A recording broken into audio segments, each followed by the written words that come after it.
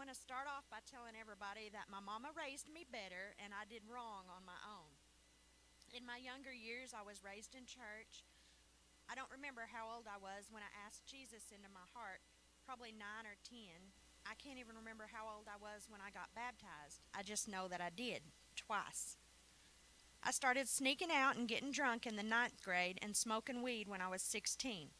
In 97, I graduated high school, and that following summer, I started doing dope, meth. I started snorting it, and then I went to rolling it up in toilet paper and swallowing it. And then I tried smoking it, and I think that's when I fell in love with it.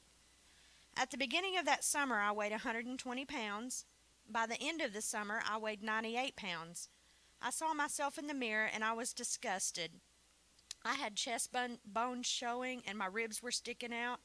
My hips were bony, and I thought, okay, I need to quit, but I didn't. A couple of years later, I met a guy and fell in love, and what do you know, he did dope too.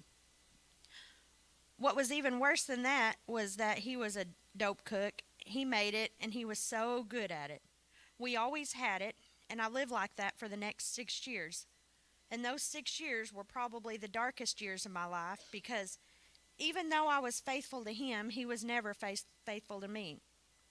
That kind of lifestyle is enough to make a person go crazy. I knew he was cheating on me, but I never could prove it, so I spent 6 years in a deep, dark depression. I hated myself and I hated everybody. I hated what I had become and I hated that I couldn't do anything about it. I wish I could tell about all the times that I've been to jail because of my addiction, but I can't even remember how many times. I do remember how relieved I was the last time that I went. They put those handcuffs on me and I knew I was in so much trouble. Like, this is it. It was 2004 and I was 26 years old. When they put me in the back of that cop car, the biggest wave of peace rolled over me and I was just so relieved.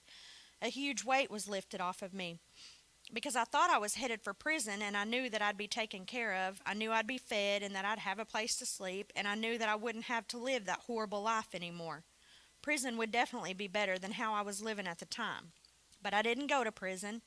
They added up all my suspended sentences that I had racked up, and I ended up with a 26-year suspended sentence, several $1,000s in fines, and I had to go to a 9-month rehab. I'm still on that 26-year suspended sentence. I think I have like 6 years to go. I don't remember, but the judge told me that I had to complete that rehab or serve my 26 years in prison. So you better believe I completed that rehab. Every day people were getting kicked out or walking out, but not me. It was actually a work release facility, and we averaged 60 to 65 hours of work a week. Now, I had never before had a job, so that was really hard on me. We worked so many hours on our feet that when we came home and walked to the bathroom, we would do what we called the McDonald's shuffle. We went to all these AA and NA meetings on top of all that, and I hated those meetings.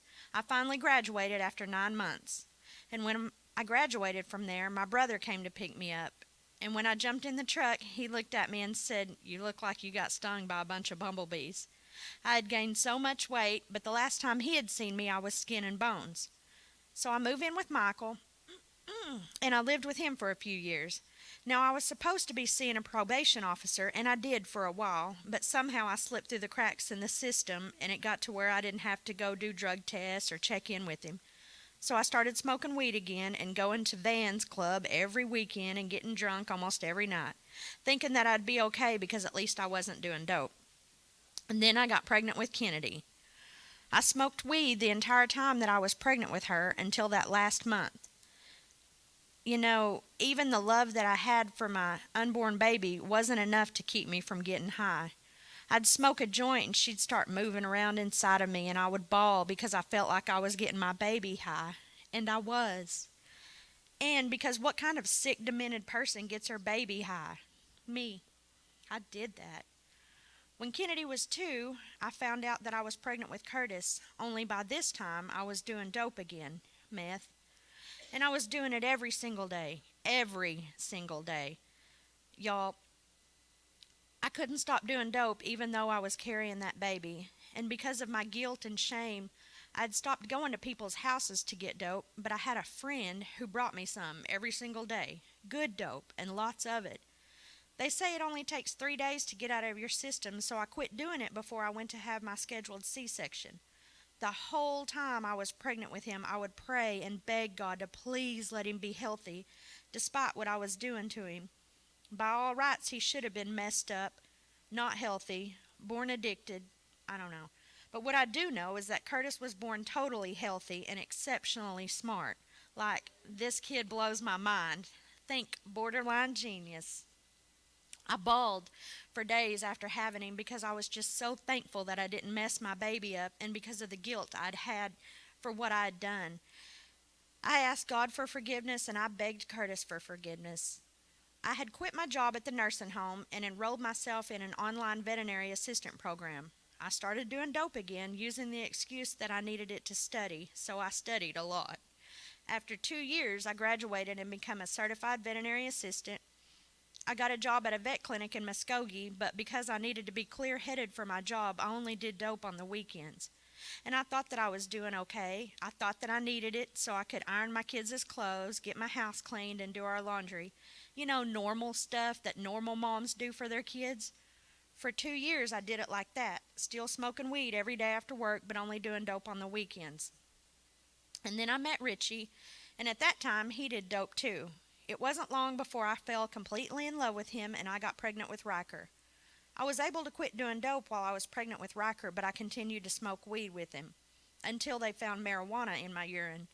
I had to transfer my prenatal care to Tahlequah because they would no longer see me in Muskogee due to the positive UA.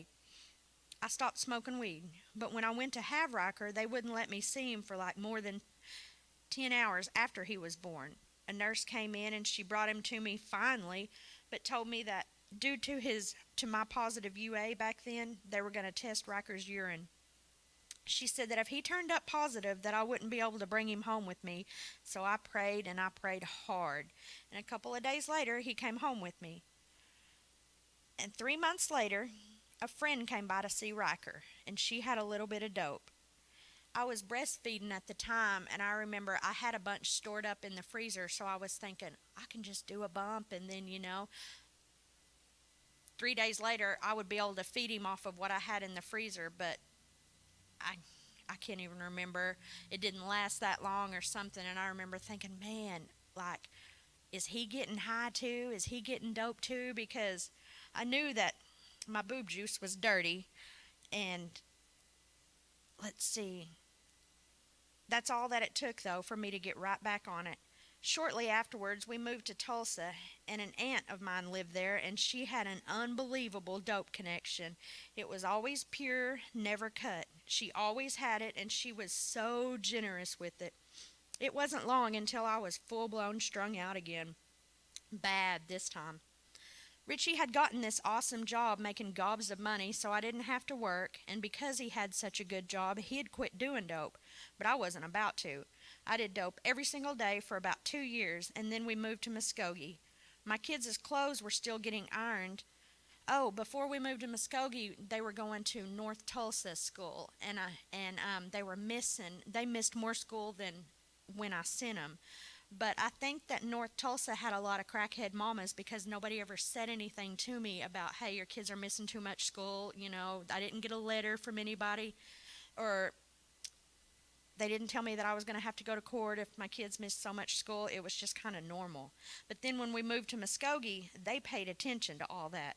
Um, we moved to Muskogee, and I knew a girl who had dope anytime I wanted it. But Richie got to where he hated it when I would do it, and we would fight so bad because he wanted me to quit, but I couldn't. Like, he knew what I was like when I married him, and I didn't expect to have to change. He would always say that he didn't want to live life like that anymore, but I wasn't planning on changing. And I would tell him, but I need it. And I really believed that. I thought maybe something was wrong with my thyroid, or maybe I suffered from depression. All I knew is that when I didn't have any dope, I couldn't get out of bed, and I didn't have no energy unless I had a sack. One time I had been up for 7 days, and I had a couple of hours before I had to go pick my kids up from school. So me and Riker laid down to take a nap, and I slept through my alarm. I didn't wake up until 5:30 that evening, and my kids got out of school at 3. I rushed to go pick them up, and the look on their faces is something that I'll never forget. The lady from the school called me, and she said that they had called and called me, and I'd never heard those calls. She said, "We sent a cop to your house, and he said your truck was there, so he banged on your door and even all your windows." And I made up some lie about our bedroom being in the back of the house, and I tried to play it off like it wasn't that big of a deal, but I don't think they bought it. I'm pretty sure everyone there knew that I was just another dopehead who couldn't put her own kids before a sack. I was so embarrassed and ashamed, and even when my kids were scared and bawling and saying, "But you didn't pick us up," I could only get mad at them. I told them that I was sorry, but they kept on, and I was like screaming at them, "I said I was sorry, now shut up about it." You would think that that would have woke me up, but it didn't. We went on having Christmas that year without a Christmas tree. We had one, but I couldn't get out of bed to dig it out. So Richie went to Walmart and bought a tree, and it was the ugliest tree I ever saw. He didn't fluff it or nothing, put decorations on it. He just stood it up in the corner. No lights, no decorations, nothing. He kept trying to get me to get out of bed to go Christmas shopping with him, but I couldn't. I couldn't get out of bed, and I would just say, "Let me sleep, just let me sleep." So he did the entire Christmas shopping that year for the kids. Easter rolled around, but again, I couldn't get out of bed to celebrate that year either. I was in this deep, dark depression. I couldn't get out of bed unless it was to go get some dope. I let my house go. Even when I was high, I didn't clean it, or do laundry, or the dishes, or brush my teeth, or take baths. I was a mess. One day, Mama called me, and I'll never forget this. Um, I was in my bathroom. My kids were at school, and Mama calls me and told me that Richie told her that he was going to leave me because I wouldn't quit doing dope. And the whole time we were on the phone with each other, I was steadily smoking dope. And she was like, "Pam, do you love him?" And I said, "Yes." And she said, "Then you're going to have to quit." And I said, "I can't." And we talked some more. All the while, I had a dope pipe in my hand, constantly smoking. I smoked the very last bit of it, and I dropped down on my knees on that nasty bathroom floor, and I prayed like I'd never prayed before. I poured my heart out to God, and I told him everything, all my fears, all my doubts. I told him there's no way I can quit. I said, "God, I don't even think I can go 2 weeks." I remember thinking, "Oh, maybe if I just quit for a couple of weeks, Richie would just get off my back, and I could steadily start doing a little more and a little, just like always before." But I remember thinking, I don't even think I could go 2 weeks without it. Um, and I told God, He's going to have to take it from me because I can't lose my husband. And I prayed long and hard like I've never prayed before. And when my kids came home from school, I told them everything. I think, Kennedy, how old was you? Like 10? Kennedy was 10, Curtis was 8. I told them everything. I told them what all drugs I had done. I told them about all the times that I had locked my bedroom door and wouldn't let them in was because Mama was doing drugs. All those times that they missed school was because Mama was too tired to take them because I didn't have any dope. I told them what it looked like, and I told them how I did it. I told them how it made me feel when I was high and how I felt when I was coming down. I told them all the things that little kids should never have to know about their mama. And I think I told them all that because I knew if I started to mess up that they would hold me accountable. And when I got done, I asked them if they had any questions, and Curtis just had a few, and I answered them truthfully. And I told them that I loved them and that I was going to try to beat this thing. I told them that what they could expect, like that I would be sleeping for days, probably even weeks. I poured my heart out to those little kids, and they listened. That was 5 years, 1 month, and 4 days ago, and I haven't done any dope since. Thanks. My kids and Richie would celebrate little milestones with me, even though we didn't go anywhere or do anything, because I was still coming down hard. 1 week, 2 weeks, Curtis's little feet would come pattering in there, and he would say, "Mom, Mom, you got 2 weeks clean today." And I would say, "Oh, thank you, baby." My kids were so excited for even days, like 2 weeks, 30 days, 6 months. They would come in there, and we would write it on the calendar, and they would check that calendar every day and tell me how much time that I had clean. And those days would blow my mind because I sure didn't expect to make it 2 weeks, but I did. I came across my clean date is June 8th, and I remember, well, I came across on my memories, and it just said 30 days, y'all. But it was before I was too scared to post. Like, I haven't done any dope in 30 days on Facebook, but my thing just said 30 days, and people in the comments were like, what's 30 days? So I'd private message them and tell them, I've been doing meth for 20 years, and I got 30 days clean. And now I post it because I don't care. I want people to know. Um, so I did make it those 2 weeks and more. I totally underestimated God. Y'all, He's a big, big God, and He can do big things. He raised the dead to life, and He caused the blind to see. He took an addiction that clung to me like a hair in a biscuit.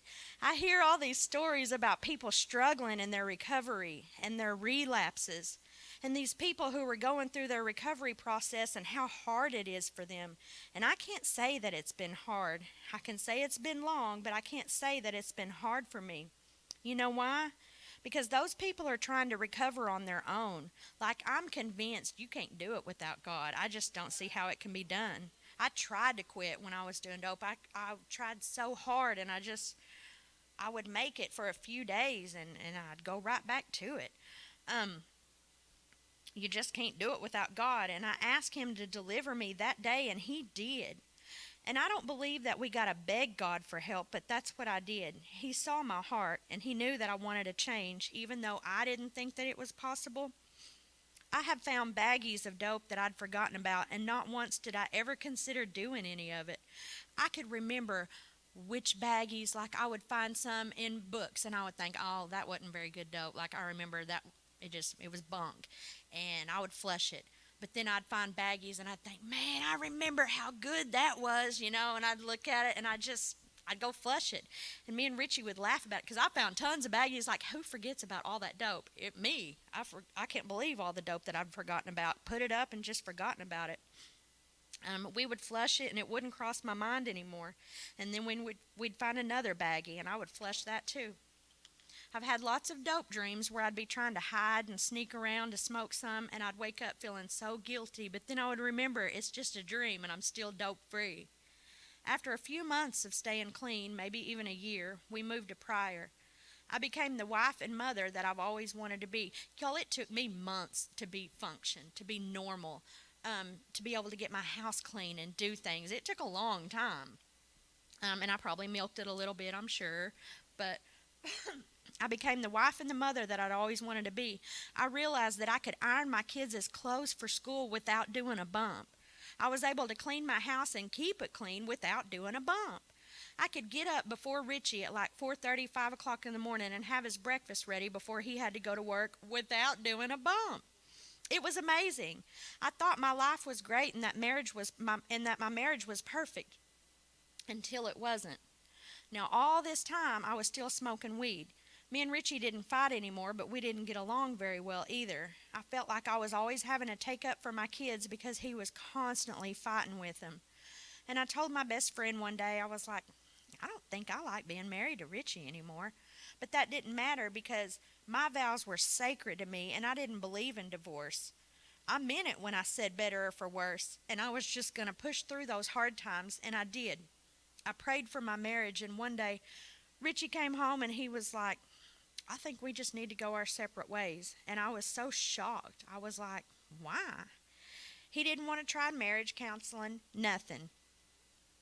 I said, Richie, no man just up and walks out on his family unless it's a woman or dope. And he was like, well, it ain't dope. And I just turned around and looked at him and I thought, oh my gosh, it's a woman. And he denied it. And I believed him because I don't see how he could have cheated on me because he was home all the time unless he was at work. But boy, was I wrong.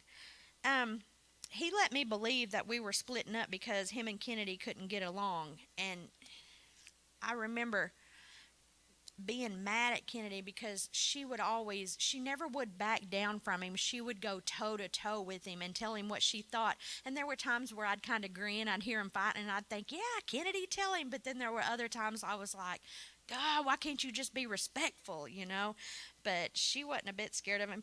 And he was kind of dumb in a lot of it. Like, he was wrong a lot of times. He would come in and throw a fit because Kennedy had put all the silverware upside down in the dishwasher, and I mean, throw a screaming fit. Who does that? And Kennedy would be like, "What does it matter which way it goes? It got clean, didn't it?"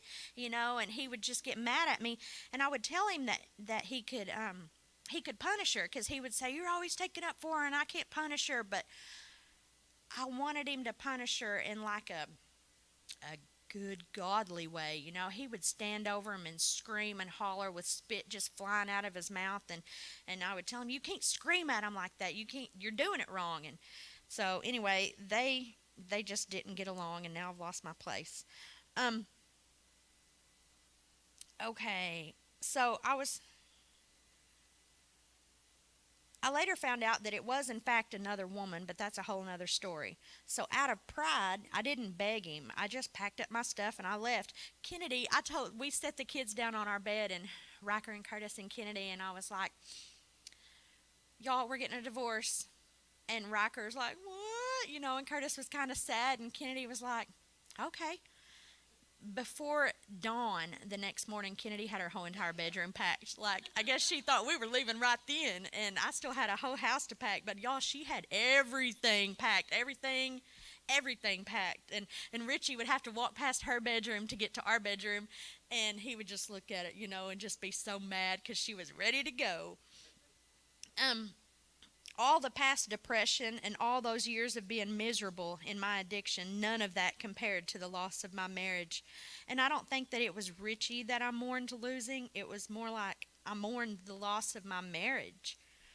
So I moved back to Stigler and I started drinking. I wasn't even a drinker, but like I needed something to help me. Vodka all day, every day. Vodka. Richie was paying like $1,000 a month. We had just agreed on how much he was going to give me for child support, and he was like, "Okay, how about 1,000?" And I was like, "Okay." So I was thinking, man, I won't have to work. That'll pay my rent. That'll pay my bills. Well, what it did was it bought me a bunch of vodka. I would have vodka for breakfast and a cracker for lunch and wash it down with more vodka. I couldn't eat. My kids were so worried about me, and I would tell them that my drinking was only a I would say, "It's just temporary. Mom, I wish you wouldn't get drunk tonight. It's just temporary. I just got to get through this rough spot." Just something to numb the heartache and the pain. Pain that was excruciating. I stayed drunk. I smoked as much weed as I could, but it really didn't help. Nothing helped. Not even a little bit. Some people were worried that I would go back to the dope, but I never was. I knew that I had been delivered, and it seemed the more I tried to drink, the less it would help. I had friends over every single night to drink with me. For months, we would sit at my kitchen table, and one minute we'd be laughing, and the next minute I'd be bawling. I appreciated the support that I had during those times, but honestly, it wasn't helping. Nothing helped. I found myself sinking lower and lower into despair, and one day I was laying on my bed and I was thinking about easy ways out. A bullet to the head. No, that'd be too scary. And then I thought, man, sleeping pills and a bottle of vodka, that's perfect. I could just go to sleep and I'd never have to wake up. I knew my kids would be taken care of. They'd just go to mama's and everything would just be. I couldn't handle the pain. It hurt so bad. And it's like a head thing, it doesn't hurt physically. Anybody ever had a broken heart? You know how bad it hurts. It hurts. And I just couldn't handle all the thoughts that were in my head. Um, and then I had this thought like, "Girl, you need to get yourself to church. This is crazy. What are you thinking? You need Jesus." And I sat straight up and I was like, "Oh my gosh, I do need Jesus." And so I started screaming, "Jesus, Jesus, help me." And I remember thinking my kids were playing in the living room and I was off in my bedroom, but I didn't care if they heard me. I was just like, "Jesus." I was so desperate. I told him, "Help me." And I said, "Something's wrong with me and I can't do this anymore." And so I called Mama and I was like, "Hey, let's go to church this weekend." And she's like, "Really? Okay." And so I had to borrow clothes to wear to church because I didn't have no church clothes. I was in church that following Sunday. But God's peace didn't come suddenly. I would drink through the weekdays and try to be in church on Sundays. And I felt like that poem, Footprints. During that rough spot, that time in my life, there was only one set of footprints. And even sometimes I would tell people that it felt like there was only one set of footprints and a big dragon mark where God would drag me to church and He would drag me to read my Bible. Y'all, I was desperate. And so I went to church for a few times, and then Richie mentioned that he thought that he had a good chance of getting custody of Riker because he could prove me unfit, and that scared me so bad. So I stopped smoking weed, and I kept making myself go to church, and that's when I started coming to recovery. I thought, I just need as much church as I can get. I just need as much God as I can get, as much Jesus as I could get, and recovery helped me huge. I didn't feel like I was a drug addict at the time, and I wasn't coming here to help me get off drugs. I needed tools to cope with this pain that I was feeling, and just like survival. And we would split up in little groups. It was when we were having it over there, and go around the table and share things. And I didn't even know these people, but I would just pour my heart out, and I would bawl. And Shelby was talking about that ring. I ended up needing to pay my water bill or pay a deposit on my water bill or something. I don't remember, but I sold that. I sold that ring and paid my. I wore that ring because I couldn't comprehend the fact that my marriage was over. It messed me up, and I loved my ring. It was so simple and dainty and pretty, but I sold that sucker and got my water bill paid. And anyway, so I kept coming to recovery on Tuesday nights, and I told myself that if I was going to be hanging around all these church people, that it wouldn't be long before I let a cuss word slip, and so I needed to try to quit cussing. I asked God to help me because quitting cussing was hard. I was good at it. It took me about 2 weeks before I could get through a whole day without cussing. I was working at the nursing home at the time, and we would all go in the smoke shack and smoke afterwards. Everybody cussed, and I would catch myself cussing, and I would stop. But I'd feel so stupid, like, when people are just talking normal conversation, and I would just stop and, oh, sorry, I'm trying to quit cussing, and I said a cuss word. Like, I don't know, everybody knew that I was trying to quit cussing, and it took me about 2 weeks before I could get through a whole day without cussing. I'd count the times in a day that I would cuss, and I remember saying, man, I only said 5 cuss words today, or, ooh, I only said 2 cuss words today. Or I'd get to where I'd start to say a cuss word, but then I'd stop myself. But God was helping me, and nowadays I don't cuss. And I've noticed when I'm around people who are cussing, it makes me cringe inside. My spirit doesn't like it. Anyway, I kept going to church, and I poured my heart out at that altar. Y'all, I love that altar. It makes me feel like I'm leaving all my problems and stuff at the foot of the cross. I used to bawl at the altar and beg God to help me because I didn't think I was going to make it. I've left so many tears on that altar. I've left mascara on that altar, and probably even snot and slobber too. Gross, I know, but I know I ain't the only one. I kept reading my Bible even though it didn't make any sense to me. I was so desperate for God and so desperate for peace. So mine and Richie's court date comes, and I've got hope and I've got faith. I was clinging to a shred of faith, but all I needed was a mustard seed, right? When Richie walked in all cocky because he'd spent tons of money on a lawyer, he was like, "Where's your lawyer?" And I just kind of patted the empty seat beside me and said, "Right here." And we couldn't see him, but Jesus was my lawyer. The judge asked me in front of a courtroom full of people if I had an attorney present. Y'all, I came so close to telling him, "My attorney is present, but he's not of this world." I'm so glad that I stopped myself, though. Can you imagine? That day, I learned that through Jesus, I can have victory. I got everything I wanted in that divorce, and most importantly, I got to keep my son. They didn't even drug test me, which was a God thing because I wouldn't have passed it. It hadn't been long enough since I'd quit smoking to pass a UA. It ended up taking 107 days for me to finally pass a drug test. I'd go to Walmart and I'd buy those urine tests for marijuana when I had 30 days clean, and I'd fail it. So I took another one when I was 60 days clean, and I failed it too. I remember thinking surely at 75 days clean I could pass it, and I failed it. I didn't take another test until I had 107 days without smoking pot, and I finally passed it. And Heath had asked me in front of everyone at church how long it had been since I quit smoking weed, and I was able to tell him, I don't know, but a long time. And then I messed up. I was riding with Crystal to a revival one night, and I confessed to her that I had smoked some weed. And I remember when I smoked it, it was Valentine's Day, and my mom had got me a big old huge box of the Ferrero Rochers. Do y'all know what those are? They're so good.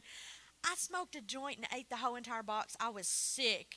Like, oh, I was so mad at myself, and I was having to drive home from the people's house that I got the weed from, and it was raining, and I remember thinking, I hate this, and I can't see, and I was stoned, and I was sick because I ate all those chocolate things. So anyway, I told Crystal that I'm going to have to tell Heath because I don't want him asking me in front of everybody at church, how many days you got clean? And I'm like, I smoked some on February. But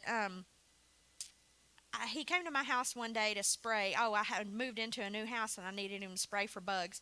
And he was like, you been smoking any weed? And I was like, Heath, man, yes, I smoked some weed on Valentine's Day and I didn't like it and I felt horrible. And he was just standing there grinning at me.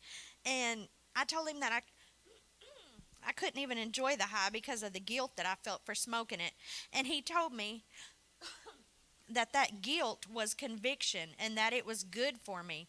He said, if you ever get to a place where you can sin and not feel bad about it, that's when you're in trouble. I don't know how long ago that was. Well, yeah, I do. It's 3 years. It's been 3 years since I smoked any weed. But I haven't smoked any weed since. And what I do know is that from the time that I was 16, I smoked pot all the time. That was my drug of choice. I loved it. I was a pothead and proud of it. I smoked a lot of pot in my day, high quality pot, before it was just available on every corner, and I loved my weed. But y'all, God got a hold of me, and I don't even want to smoke weed anymore. I'm telling you, God has showed up and shown out in my life. You've seen it.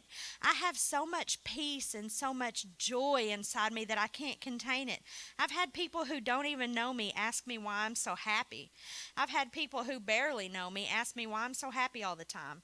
I've had people come up to me and ask me if they can get some of what I'm on, and I just tell them it's Jesus. And they're like, no, really? And I'm like, yeah, really, it's Jesus. I saw a lady the other day that I hadn't seen in 13 years. And she told me, she said, you just have this glow about you. And I hadn't heard anyone mention my Jesus glow in a while. So I was like, thank you. We call it my Jesus glow or my glory glow. And she laughed and I laughed with her, but I'm serious. Now, all my life I've believed in God, but I didn't know. I've said the sinner's prayer when I was a little kid, and I kind of just got through life hoping that there was a God. I prayed to God, and I told people that I believed in God. I said I believed all this stuff, but y'all, the night I got filled with the Holy Ghost, I know for a fact there's a God. The power that exploded out of me was real. Me speaking in tongues, that was real. And now because I know that was real, I know heaven is real. And since heaven is real, then hell is real too. Angels are real, demons are real. There is a God who sent his son to die on the cross for my sins, and he really did raise from the dead, and he really is coming back. It's real, y'all. I don't just hope this Jesus stuff is real. I know it's real. I've experienced his power for myself, and I'm here to tell you he's real. And I just want to say to any young people out there who haven't ever done drugs or maybe just kind of dabbled, there's all kinds of temptations you're going to face. And I want you to remember my story. Don't spend the next 20 years bound up in addiction like I did. And for the ones who've maybe just dabbled, stop now. Get out while you can. This is my success story. But not everybody has a happy ending. People die from these addictions, and it ain't something to mess around with. The dope that's going around these days, that ain't the dope that I was doing 20 years ago when it was safe. It's killing people left and right. But by the grace of God, I made it out alive. And all those years, I'd tried to quit on my own several times, but I'd go right back to it. And I don't ever remember asking God to help me quit, not one time. I don't know why, but I wonder why. Maybe I wasn't ready? Surely not. I don't know. But man, the one time I asked him was the last time I ever did any dope. God's given me so much. I have an awesome job that provides for me and my 3 kids. I'm a single mama and I can't say that I'm struggling because my job is so good. Like, we're doing okay. The hours are perfect because I get to go to church anytime I want. Before I got this job, I was working at the nursing home, and it was when I was so desperate. Like, I would supposed to be getting off work at 7 in the evening, but church started at 6, so I would take off at 5:45 and just count those hours as a loss because I was coming to church. And sometimes I'd be a little late and I would miss the praise and worship, but at least I made it to the last half of the service. Just whatever, I was desperate for some Jesus. Um, I work with people who love Jesus like I do, and I get to learn and talk about him while I'm at work. I have my new church family who have lifted me up when I was broken and who've rejoiced with me during the good times. I am blessed beyond measure, and I have God to thank for it. And that was the end of my testimony, but I had to add to it because of what God's doing in my life. I get to keep adding to it. So I started smoking cigarettes when I was 16. I'd smoked every day since then. Even while I was in jail, I found ways to smoke. I never would have thought that I could have ever quit smoking, but I have. A lady I work with came in my office and she laid hands on me and she prayed for me and she asked God to take my cravings, take my addiction. And I can't remember what all she said, man, but she sure can pray. And the first night that I went without a cigarette, I bawled because I live right down the road from Casey's and I had money. Like, all I had to do was just go get me some cigarettes, but I didn't want to. I went all day without smoking one. And I cried. I cried because I needed a cigarette. And I'd hug my knees to my chest and I'd grit my teeth and I would just bawl. And so I called that lady, Terry, who had prayed with me, and I was bawling, and I was like, I want a cigarette so bad. And she kind of laughed, and she said, honey, praise him. And I was like, what? And she said, go in your living room and praise him. And I was like, okay. So I went and turned my YouTube on and turned on praise and worship, and I praised God until things got better. And then I went to bed, and I prayed, and I thanked him for delivering me from that addiction, and I bawled until I fell asleep. And that was the only time that I can say that it was hard. It's been surprisingly easy. Y'all, that's the power of God. If you're a smoker, then you know the hold that nicotine has on a person. It's a death grip. But my God is a chain breaker, and he'll break those chains off of you. I know he will because he did it for me. And let's see, what has happened since then? Oh, nose spray. Do y'all know what nose spray is? Everybody know what nose spray is? Okay, well, I had the worst addiction to nose spray first. I remember taking nose spray with me to kindergarten, and it was Afrin, like the hard stuff. And I used all my friends that I went to school with remember me using nose spray all through all those years. And Kennedy, are you going to talk about nose spray? Because I want to tell my little nose spray story. So Heath, our pastor here, he had a nose spray addiction too, and he had to have surgery and stuff. And he found out that I was on nose spray, and he'd give me a hard time about it. And I started getting convicted about it, but I couldn't quit. Like, nose spray, out of all the things that I've been addicted to, nose spray was the hardest to quit because I don't like to breathe through my mouth. I like to be able to breathe.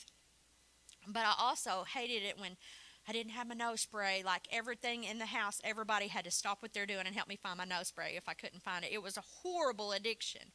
And I came up here after at the altar call at church one night, and I was like, Heath, I want you to pray for me because of my nose spray. And he's like, okay. So Kennedy was addicted to nose spray too.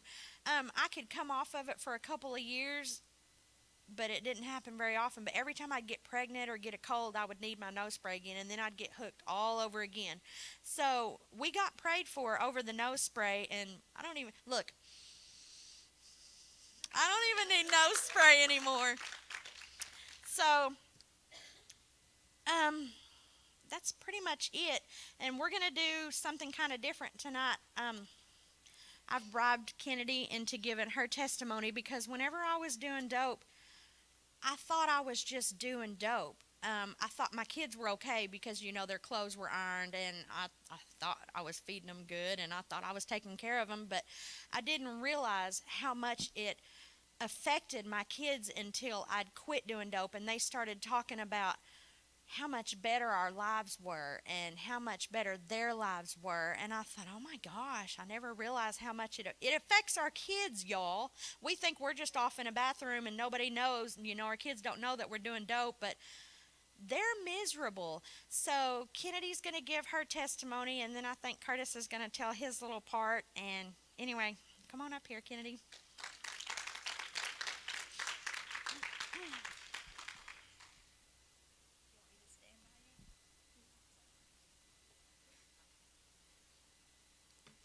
When I was younger, I honestly thought everyone's mom was like mine.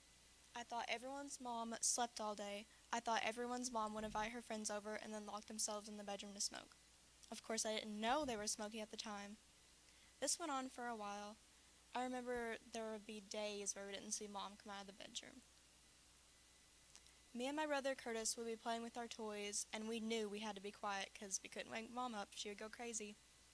When you're on drugs, you're not thinking clearly, which leads to bad decisions. And trust me, my mom made plenty. After a while, my mom got married to Richie.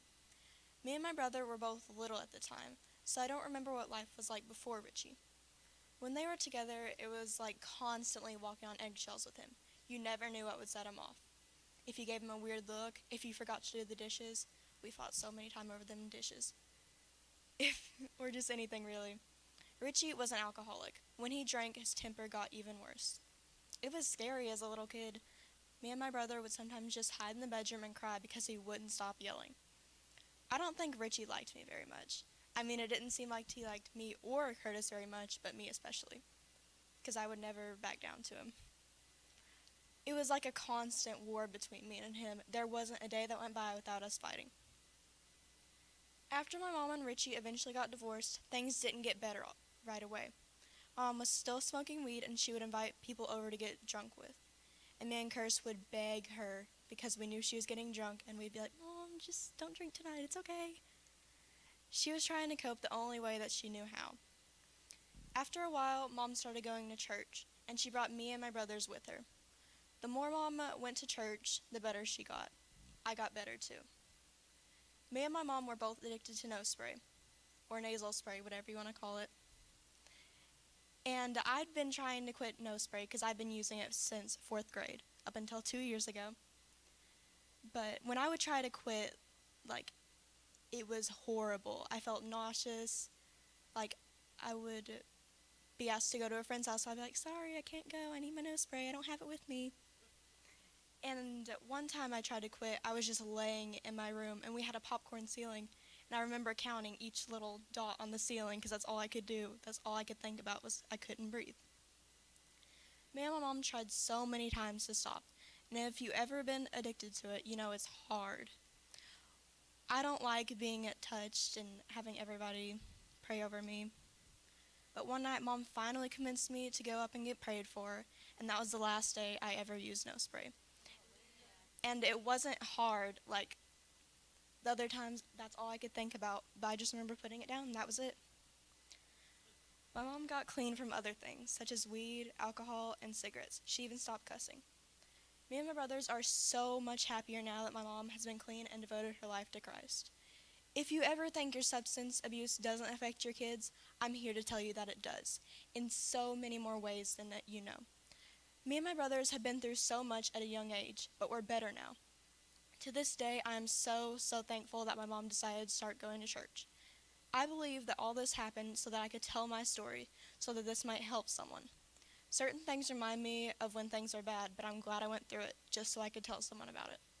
Everything happens for a reason, and I hope this helps someone understand just how much your choices affect you and your kids.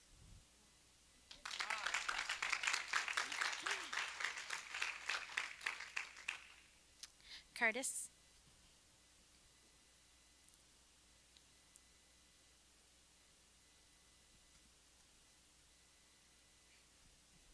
Curtis wasn't going to do his testimony, but he just asked me earlier. He was like, if I do my testimony, will you buy us a pizza? I'm like, yeah, this boy's getting a pizza.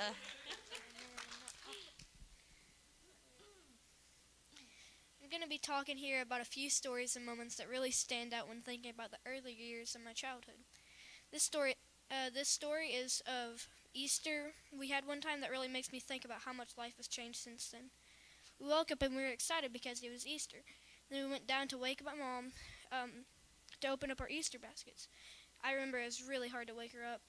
because she was always asleep, and on drugs because she was asleep. I mean, never mind. When we finally got her up, she told us to get the Easter basket from the trunk of the car. Before we even got to open our Easter basket, she was back in her room, asleep. She did not wake up for the rest of the day. I remember being really happy because there's candy in the Easter baskets because me and Kennedy usually did not have much food to eat. So this is really good for us. Typical lunch for us at the time would be saltine crackers, and sometimes we ran out of those, so we just had to eat straight sugar. We would usually eat under the table to try and hide from our stepdad at the time, Richie. I remember Richie, our stepdad at the time, being always so mean and terrible to us. I remember always being scared whenever Richie got home because you never know what he would do. We would constantly in fights over him over the smallest stuff. It was bad. Thinking back on the stuff and how we used to live our lives made me realize how much life has changed. I am so thankful that my life has changed since then because God helped my mom out so much. Not a lot of people see how it affects their kids, but it really does.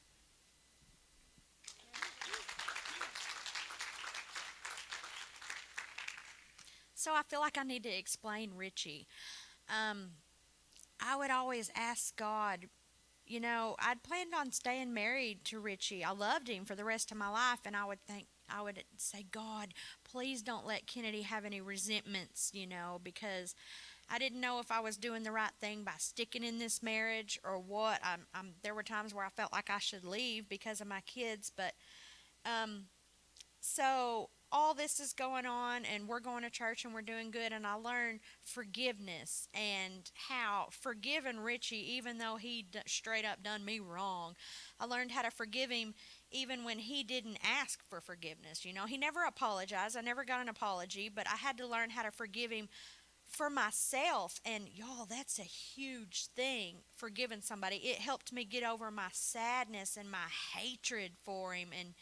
And so then Richie, we don't hear from him for a couple of years, and Riker would sometimes come down to the altar with me, and I would say, pray for your daddy. We prayed for Richie and his new wife, and every single night we would say our prayers, and we would always pray for Richie. Richie's gonna know Jesus one of these days, and so Riker never heard anything from Richie for 2 years, and then last week Richie called and he was like, I want to be a dad again. I want a relationship with my son. And let me tell you my favorite scripture, Jeremiah 1:9. I don't even know what it is. Something about be courageous.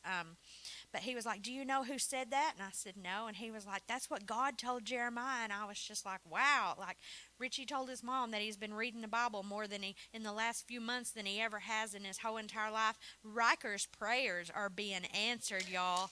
And he's able to see what God will do if you're just faithful and pray. Prayer is powerful. And I just wanted to tell you all that. And that's pretty much all I got.